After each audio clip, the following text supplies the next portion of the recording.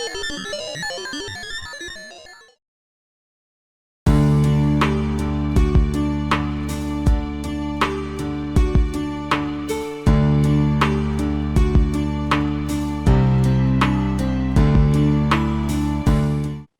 I'm Eileen Bild. I'm with OTEL Talk, and I have two beautiful ladies with me today from the book, Mayhem to Miracles. So we have Coach Peggy Willms and Mary Ellen Lucas. Hi, ladies. Hi, Hello. How are you today? Great. Fantastic. Good, good. And I do love your background, Coach Peggy. Thank you. I'm just here to lift everybody else up. I think you said that a little bit ago. So let's hop on an airplane, an air balloon ride and get excited and motivated. We can do this. Miracles happen. Yes, I love that. So I'd like to introduce you. Peggy is a 30-year health and wellness expert coach and consultant. She also hosts her own radio show, The Coach Peggy Show, on Transformation Talk Radio, and a coaching docuseries called Coach Peggy Real Time. Utilizing her trademarked all things wellness wheel tool, she guides individuals and groups across the globe to improve the quality of their life. I love that. So many people need that, especially today, right? Yes. And Mary Ellen Lucas is an interfaith, interspiritual minister and an author of 3 children's books. The book series Life on Little Puddle Pond is written about silly geese antics, lots of fun wordplay, along with meaningful messages interwoven throughout her stories. I love that. She works as a spiritual mentor, an energy healer, and a ceremony officiant. So you can contact her by visiting her website, thelovingway.me. Oh, you ladies are beautiful. I love where you're coming from. But the stories in the Mayhem to Miracles is about a tough time in your life, a challenging time. But we can say miracles did happen, and you are where you are today. So I think we'll start with Coach Peggy. And you had a really challenging experience where you were misdiagnosed. And through that misdiagnosis, which you didn't find out till 10 years later, you had a terrible experience of believing something that wasn't true, and it impacted your decisions and impacted or could have had a negative impact on choices that you made in regard to your son. So I'm going to let you take it from here and tell us a little bit about your story. Awesome. Thank you, ladies. I'm so happy to be here with you guys. So thank you for having me, Eileen. You're welcome. I've helped others for so long that when I was asked to be a part of this book and tell my own story, I had to almost go back and rehearse it because I kind of compartmentalized and pushed things down a little bit. So this stirred up a lot. This was in 1993. I was competing in bodybuilding and Miss Fitness. I already had a 6-year-old, and I thought I knew my path in life. Right? You know how that happens when it gets disrupted a little bit. Yes. And I actually had donated blood and thought I was doing a fantastic thing. And I came home one weekend from a holiday, and I got a letter in the mail from the blood bank saying, thanks, but no thanks. You actually have hepatitis C. That was way before they even said, could you come see the doctor? Like I still have the letter. Oh. They'd never get away with that today. And so, of course, I went to the physician. And in that same visit, they ran a pregnancy test. I had no idea that I was pregnant. And in that visit, I found out at the same time I was pregnant. So as you alluded to, it was a very dark time with hepatitis C. It was very new. There were a lot of stigmas with it. You must be a drug addict. You must have slept with everybody in the state. It was dark for me. I was a mother and married, and certainly that wasn't the case. And back then, they didn't know anything about it. So when you were pregnant and they thought it was going to tax your organs, then what does everybody tell you to do? Well, we'd rather have you than a baby. Right. My goodness. There was a lot of pressure. And, embarrassingly, I actually did go to an abortion clinic, and it was the most horrible thing, running out of there, throwing up decision I've it was horrible and I couldn't do it. And the long story of it is actually I battled everything. And I said, I'm going to do this, whether it's by myself. If you lose me, you lose me. If you lose the baby. And he was born and he didn't have hepatitis C. And I think we were kind of chatting before we started here is we're talking about nursing. And when you can't nurse your child, you guys listening, that's one of the things that you can't wait to do when you're pregnant is I'm going to nurse my baby. But I couldn't because it showed I had hepatitis C, right? And so he was born and he was fine. And then 6 days later, he got very, very sick and seizures and ended up in the hospital with group B spinal meningitis. So I decided to keep him. He's healthy. And then he gets very sick. And he battled that. And we got through that. And fast forward, Eileen, we go 10 years later in 2003, which I have a letter for that too. I went in, I had some autoimmune disorders. I was being diagnosed with Hashimoto's and they run a bunch of blood work. And we found over the years that they had done 40 liver function tests for me, which had been fine, but they'd never checked the antibody again for the hepatitis C. So in July of that summer, they checked for it.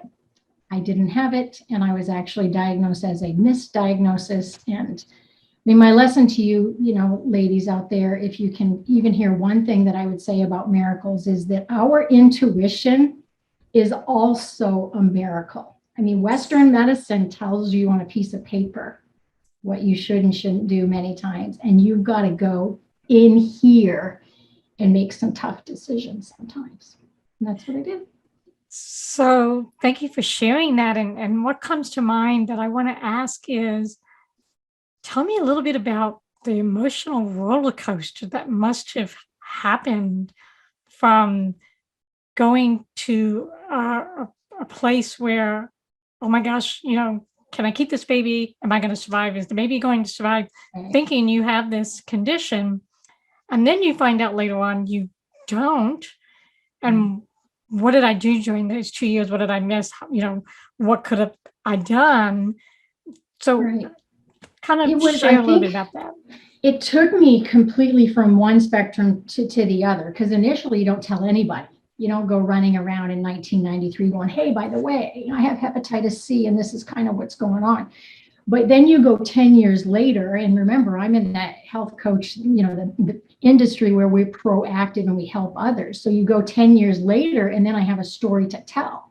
And I want to say, look, I don't have it. And so I went from almost feeling like I needed to hide and shame and, oh, okay, we're okay. Let's not tell anybody. And it was really tough. Sometimes I felt a lot, really alone because anybody I'd go to, Eileen, that was family or friends, didn't encourage me to go through with it. Honestly, It was tough. It was tough. Wow. Well, thank you for sharing. We'll come back to you. I want to hear Mary Ellen's story. And yours is, again, also with a child and a son. But yours is a little different in that he developed some medical conditions that you always had to be on guard for happening. But it was one particular night which kind of, I think, set the stage for your ability to trust that everything's going to be okay. So tell us your story. Well, first, let me thank you, Eileen, for the opportunity to tell my story and to be with you too, Peggy. It's lovely to be in this discussion. So in the book, Mayhem to Miracles, I tell about the time that we were at Christmas Mass. And I had gotten my kids out the door early because growing up Catholic, if you've had that experience, Christmas is a time where everybody comes to church and you have to be there early to get the seat. Otherwise you're standing. And I couldn't imagine with 3 kids and my husband at the time, us standing. So I'm rushing through breakfast, promising kids presents will be opened after Mass. We have to do Mass. Get there, there's a front row seat. So the 5 of us were able to sit together, but the front row, not my choice, that's for sure. During the Mass, my oldest son, Sean, had a full-blown grand mal seizure. And he had a seizure disorder. So it wasn't out of the ordinary for us, but for everyone around us, it was a sight to see. And so my son, Sean, called out, he screamed, which sometimes he did before a seizure. And then he started convulsing. So I sat down with him and tried to look as calm as I could be. The priest stopped, stared at us. All the people around us heard. And so Sean did stop convulsing. And then I knew he'd be sleeping the rest of the time in church. So I'm totally now checked out of Mass. I'm not paying any attention. I'm thinking, oh my gosh, what did I do? Did I, in the stress of the morning, bring on the seizure? Was it just too much excitement? And I'm thinking back, what about the night before? Was that just talking about Christmas too much? So I'm going through all this in my head. And then I jump to the future. I'm thinking about the rest of the day. Oh, it's going to be ruined. He's not going to be able to enjoy the presents. And I'm feeling so badly that this has happened. We were seeing family later. He wouldn't be able to be fully present, and the seizure would pretty much leave him wiped out. And suddenly I do start to pay back attention to the priest who's now giving the homily. And he's talking about Mother Mary. And I have a very strong devotion to Mother Mary. My son was born on one of her feast days. And so as soon as he started talking about Mary, I'm listening. And he's talking about the Christmas story. That's a pretty classic Christmas story in the church, that she's fully pregnant, riding on a donkey, having to go to Bethlehem. And he would say that, and then he said, but it was okay. And he would turn and he would look right at me when he said that. And I thought, oh, that's interesting. He's looking right at me. And he continues on and talks about there's no room at the inn. There's nowhere for Mary to have birth to Jesus except in the stable with the animals. But it was okay. And then again, he turns and looks at me. And I'm noticing this pattern now, that he's catching my eye saying it was okay. And then it's okay. And I would look in his eyes, and he said it several times. It was like the mantra during the homily. And I realized what was starting to happen for me was I'm totally now in the present moment, not thinking of the past, not worrying about what was going to come during the day. And I went from my head to all those swirling thoughts right to my heart, to that still place that was calm, and calm, and not a pretend calm like I had on my face. It was the real calm. It was real peacefulness. And I'm thinking about Mary, and that I knew she would have him. She would be giving him love as much as I was giving him love and holding him. And there was a sense of such grace that I felt like I'm hearing the truth, the truth with the capital T truth, that, yeah, Sean was okay, and it's okay. And so I think it was interesting in the Mayhem to Miracles book. There's the chapter of what do you know now that you wish you would have known then. And that was illuminating for me, because I realized maybe that was the seed point or the starting point, that I really began to feel like this essence within each of us. There's a wholeness and a wellness. Seizures can't touch that place. Cancer can't, sickness can't. It's a whole, it's always perfect, just the way it is. And so that place, who knows, is it the soul? All I know is I have that belief that that's in all of us. And it's always there. And that priest was such a gift for me. I mean, it was really miraculous how the shift I had in my consciousness in that moment. And it was a gift of a miracle. And I do believe miracles are happening all around us all the time. So yeah, that was the story. Thank you. That also was beautiful. And it reminds me of the thought that life is different than what we believe it is. And when we're in the middle of an experience, we sometimes get caught up in it and we don't see, or we don't allow ourselves to experience that beauty and that miracle. So as you both were talking, I want to know when you had that pivotal point. So Mary Ellen, you really stressed that it was when that peace and calm overcame you. And Peggy, when I'm sure it was a relief, as well as being a little angry that, you spent those 10 years thinking you had something you didn't. But what would you say to someone listening who might be going through a challenging time with a child and they think there's no end to the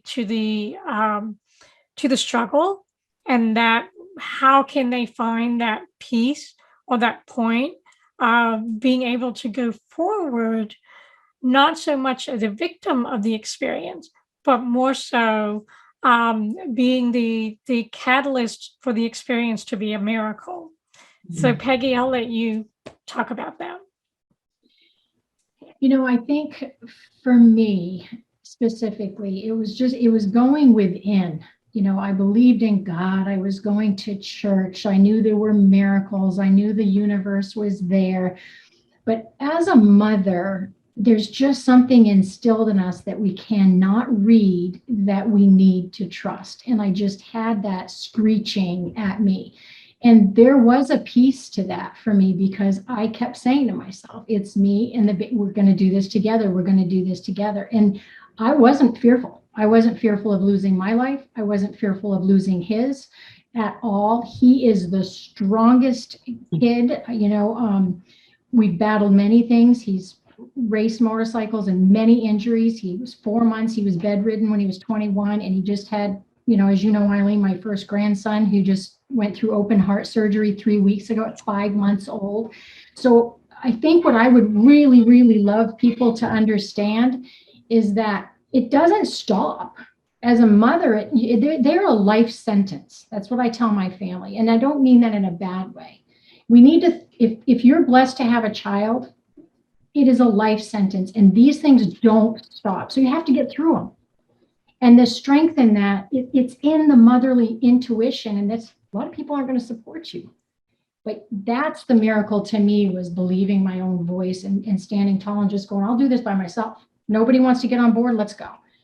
So that was the pivotal piece for me, the calm that Mary Ellen talks about. That was the calm for me, is just going, this is my life path and I got this. I got this. It's taking me to that next stage of what you ladies have just talked about. You had that pivotal point. Do you believe, you said you didn't have fear, Peggy. However, was there some part of you that was concerned about what other people might think? And same thing for you, Mary Ellen. Here I am, a mother, and I have to make these pretty intense decisions that's going to impact not only my life, but the life of the people around me. So how do you think you overcame that internal part that was like, well, what are people going to think, and how am I going to be received? Am I going to be valued, heard, understood, appreciated for the decisions that I'm making? I guess we'll let you start, Mary Ellen. Okay. Well, I have to say, I don't know if I got too caught up in what other people thought. I certainly learned through the years how to trust more my intuition. I learned to be an advocate really strong advocate. And I felt like there, Sean's seizure really throughout his life. So people would stare all the time when they would see a seizure, and it's a frightening thing. So I could understand that, but I felt like I would always be able to sort of look beyond to the heart of Sean and to his light. I would see his light, and they might look at a child who was disabled, who couldn't talk properly or walked funny, or fell to the ground and started seizuring. I felt like, oh, then they weren't seeing my son. They were seeing the outward appearance of him. And, oftentimes, Sean would have so much joy and a twinkle in his little Irish eyes. And, I felt like, oh, see, they're missing that then. So I feel like seeing through the eyes of my own heart, seeing, as Peggy said, with the eyes of faith, and really in that trusting that it is okay.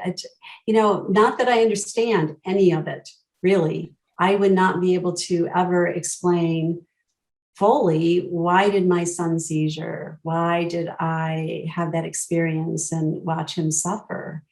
And he did suffer. So, but there's so many gifts, and the gifts, I feel like that's where the miracles are, when we can, again, shift into seeing something a little bit differently than how we did before. That's the miracle. And so there was a lot of hardship and suffering, but there was so much joy and so much love. And that's present. That's always present. So a mother who's maybe struggling, I would say, be in this moment to know that love that's in the heart for her child, and to be in the now is important too. Yeah. Absolutely. So essentially it's you are able to put yourself in that unconditional love space in order to handle those times when it was unexpected out in public. And it kind of kept you protected from those external influences, and gave you the motivation to be there for your son in the best possible way. That's so beautifully said, Eileen.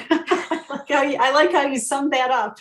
Thank you. We'll have to listen to this again so I can remember what I said. Yeah, it was very good. Sometimes it just comes right through me. It's like, what did I just say? It was good. And if you want to grab it, you're free to use that in any way, shape, or form. And then how about you, Peggy?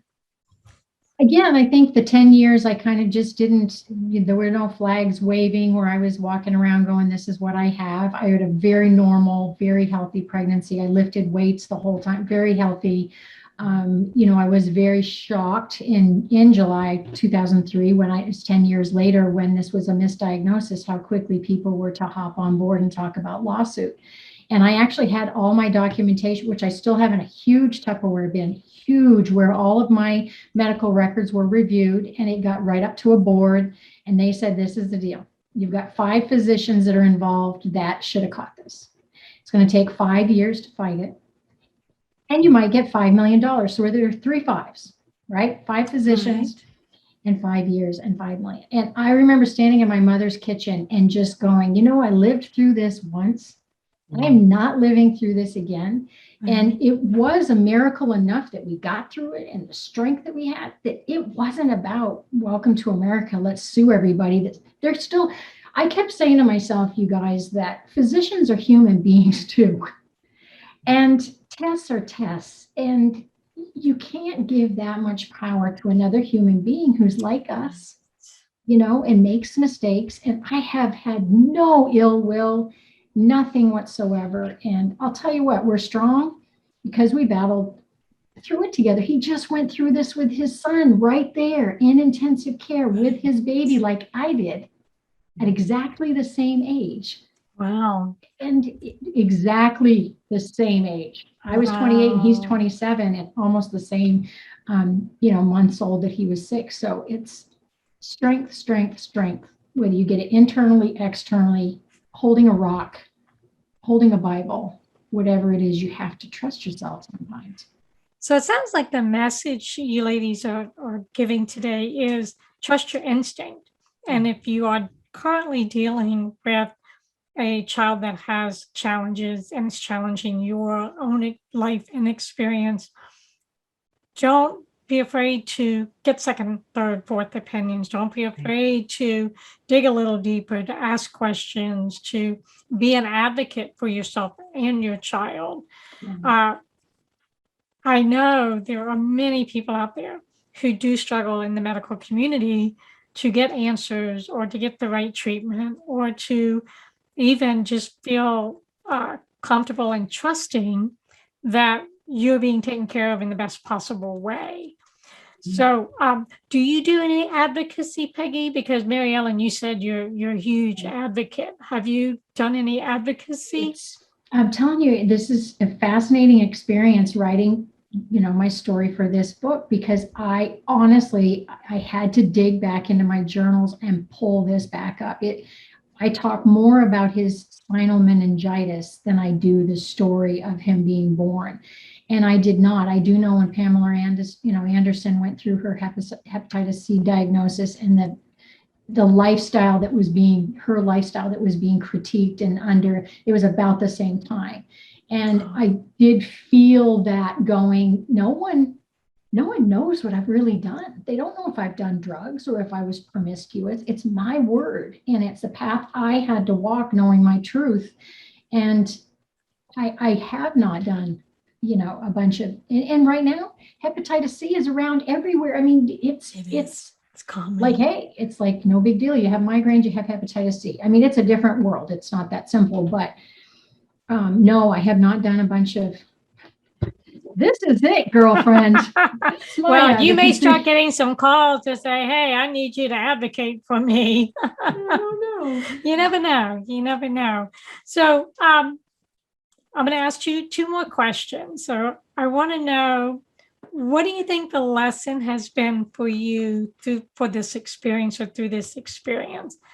And then cap that off with any words of wisdom that you'd like to pass along. So Mary Ellen, I'll let you start.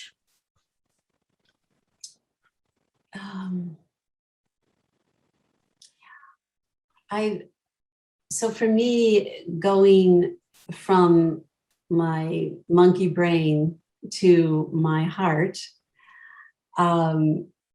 was the big learning, I think, at that time, because my thoughts will just take over. The heart energy is totally different. And that is the place where I felt like, there's a peacefulness. That's the place of okayness. That was the place where I could feel it was okay. Not only was okay, but is okay. And so being present, I think, to the heart is the big takeaway. And how, words of wisdom for someone else, I feel like it really could be just as simple as putting your hand over your heart in those moments of panic. I mean, I know when I was in the trenches, there was so much fear that would come up and worry and concerns that just were never ending. But, at some point I learned along the way, just get still, quiet. And that really is, I think, in that heart energy. And then, I feel like if that could be something that brings someone to a centered, present place, to know that really it is all about love. And I know that's so trite, because it's sad, but this is felt. Like for me, it was a felt experience. I felt peace. I felt okayness. I felt that for me as well as for my son. So I would encourage the heart energy. what comes to mind as you say that is, even though you went inward, it's almost like you were surrounded by this infinity of beauty and love. Is that? Yes. Can Which I think we all are. Yes. I think it's there, and it's not always so evident the way it was right then and there, but I know it's always there and always accessible. Yes. Yeah. Just be present to it. Yeah. And you were able to be touched by that in that moment. Absolutely. Yes, that's Absolutely. awesome. Peggy? See if I can remember where we're headed. The big takeaway for me, I'm very left-brained. So I get the monkey brain and I get that busyness, and I'm very task-oriented. And I've struggled my whole entire life with sit and let it be and breathe and find your heart chakra and look at the flowers. I've struggled with that my whole life. And so when I look back at this experience and the things that have followed, it was still very, here's the event. I did what I needed to do. Check it off. Let's go. And that's just my life. What I would say is to those out there like myself, I would say that, part of the thing that I wrote in the book as well is to ask for help sooner. I don't do that very well. And help can be anything from help with the dishes. It can be with if you have a baby and you need to sleep. I never did that. I was on empty 24/7, and it catches up when you get older, and autoimmune stuff. And when you give and give and give, and you don't learn how to be and take care of yourself, you're still hurting other people later in life. And they learn from you, right? You guys, our children learn from us. So I can see it in my children. For those of you guys listening, who will eventually have older children, I see myself in them. And they're very task-driven. They're not sit and slow down in the moment. So that's what I would say, even though it's tough when you're in these situations. If I could go back, I would do that a little bit differently and ask for some help and some support, and not have to be that masculine energy where it's like, I've got this and I can do this on my own. Because those behaviors are hard to change later in life. So I would change that, and I would encourage anybody else to do that too. Yeah, I want to say ditto on the asking for help, because I just never asked for help. I didn't. I just did it independently by myself, and so I totally second that's a great suggestion. And you know what, Mary Ellen, you just brought to light something that I think is profound. A couple of weeks ago, my son, who lived through this experience with me, called me, and we just lost my mother to MS a month ago too. Mm-hmm. So we lost my mother and his grandmother, and then my grandson went through open heart. And he called me and he said, Mom, I remember once that you said, when you were upset or sad, you cried in the shower. And he goes, I remember hearing you say that's where you showed your emotion, is for 10 minutes. He literally remembered the minutes of what I would say. You would go to the shower, cry for 10 minutes, and be over it. And here he is now in this situation, not able to mourn his grandmother, and his son just went through this. And he said to me, how did you do that? How did you have that compartmentalized? And it broke my heart, because I thought, here he is trying to find time in his schedule. And I just said to him, sometimes, son, you're going to see a butterfly and break down, and I'm begging you to break down. And it may not connect to this event for you, but I was like, it just broke my heart, because that's what he remembered on how I coped. Seriously. But at least he reached out to try to understand how can he grieve in a way that would give him that relief and that closure. And it's not easy. And back to what you said, Mary Ellen, as women, we're naturally nurturers, and we naturally take care of other people. And I think there's a part of us that if we ask for help, then are we a good mom? Does that make us a lesser person because we're saying we can't take care of this? But I think the three of us can agree that it's okay to ask for help, because then we'll be stronger and healthier for the child and those around us. Absolutely. Yeah. So thank you, ladies. This has been wonderful. Thank you. And I'd like you to share, Peggy and Mary Ellen, where people can find you. Peggy, you can start. Absolutely. Email me. I love to hear any stories or questions. Peggy at allthingswellness.com. And allthingswellness.com is also my website. And I have all my social media accounts you can find. And I love to hear any stories and connect anybody that I can. Sounds wonderful. And then Mary Ellen. Yes, I have my website, thelovingway.me. It connects to my Reverend email, which is revmaryellen@me.com. And I would, on the website, there's all kinds of things that mention my services as well as my books. So I would welcome anyone coming on to look that over. That would be wonderful. Yes, and please, people watching, reach out to these ladies if you have a similar story you just want to share, or you have questions about, how can you get through your current situation if you are struggling. And I'm just going to show the book one more time, Mayhem to Miracles, and you can find it on Amazon.